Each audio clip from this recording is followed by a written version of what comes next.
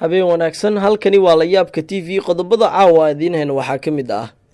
dawladda Soomaaliya oo war ka soo saartay dadkii maanta lagu dilay magaalada Baydhabo waa kuma Cali Aadan Marguus oo maanta lagu dilay magaalada Baydhabo madaxweyne Farmaajo ayaa sheegay inaysan joojin doonin dagaalka ay kula jiraan al-shabaab iyo garoonka Koonis oo loogu magac daray Injineer Cabdiraxmaan Cumar Cismaan Yariisow gudoomiyay hore gobolka Banaadir oo dhawaan geeriyooday xukuumadda Soomaaliya oo loogu baaqay inay faragelinta ka joojiso doorashada maamulka Jubbaland dawladda Soomaaliya ayaa ku dhawaaqday inaysan aqoonsan doonin natiijada ka soo baxda doorashada la filayo inay ka qabsoonto deegaanada maamulka Jubbaland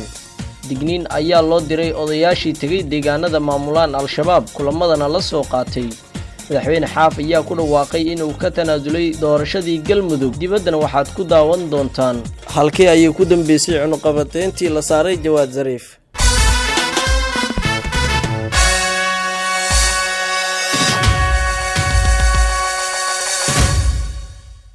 habeen wanaagsan intii aad daawatay waxa ay qodobadii warkeen habeenkoodii ugu door karona warka oo intaas ka faahfaahsan ku soo dhawow haddii aad nagu cusub tahay nala saaxiib oo janaalkan subscribe saar ku soo dhawow qodobadii aad maqashay oo faahfaahsan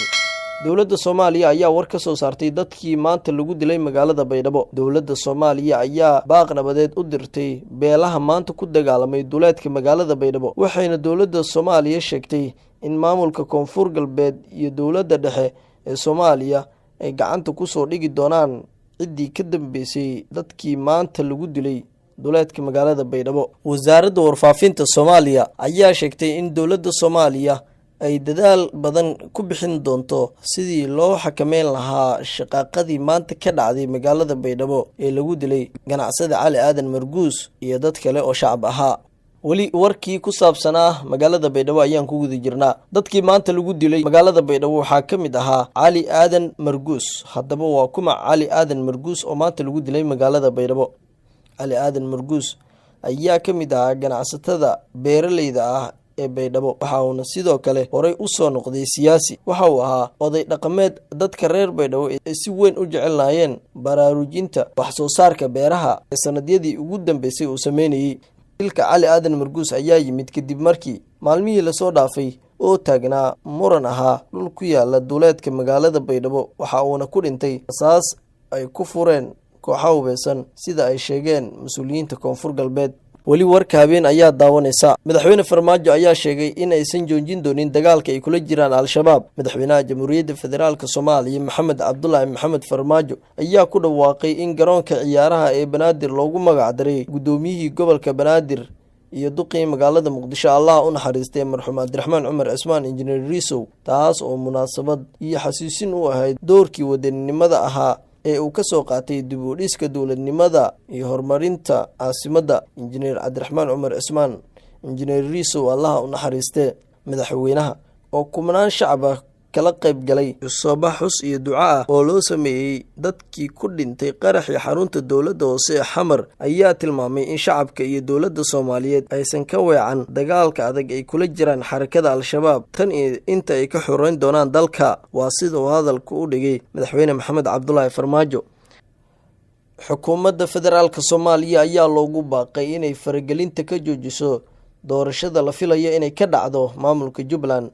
xildhibaan Mahad Maxamed Salaad oo ka tirsan golaha shacabka baarlamaanka federaalka Soomaaliya ayaa sheegay in wasaaradda arrimaha gudaha iyo xukuumadda Soomaaliya aynan sharci u lahayn xaq u lahaanshaha in ay farageliso doorashada dowlad goboleedka Jubbaland warka xildhibaanka ayaa yimid kadib markii maanta warqad digniin ay soo saartay dowladda Soomaaliya aysan aqoonsan doonin doorashada Jubbaland warqadaas oo ka soo baxday wasaaradda arrimaha gudaha xukuumadda federaalka Soomaaliya banka ayaa ugu baaqay dawladda federaalka Soomaaliya inay u hoggaansanaato waxa uu farayo dastuurka isla markaana ka joogsato faragelinta doorashada Jubbaland